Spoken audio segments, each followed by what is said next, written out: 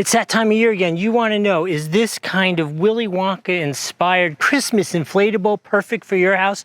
I know for me, it's sunny and hot out here in Florida right now. So we need some extra flair to make this really feel Christmassy this year. So I have to say this was sent to me to do this review for you, but with absolutely no instructions. They're like, we have a lot of confidence in our product. We just want to send it to you, blow it up, use it, talk to people, tell them what you thought of it. So that's what we're going to do. So let's start with inflating it, and so you can see what it looks like.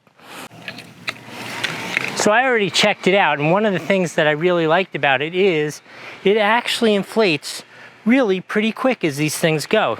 The stitching was really nice on it.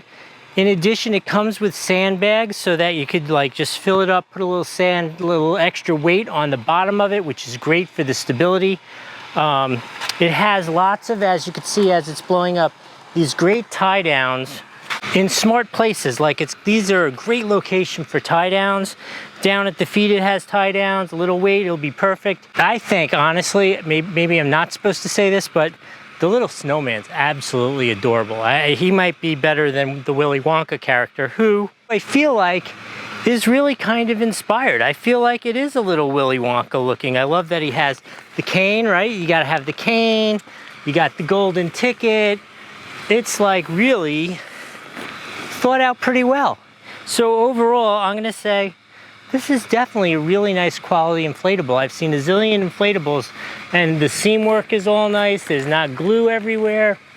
It's really, really well put together. In any case, I'm gonna say this guy's absolutely a 5 out of 5 on the Doug score. If you're looking for a cool Christmas inflatable, this would be a good choice.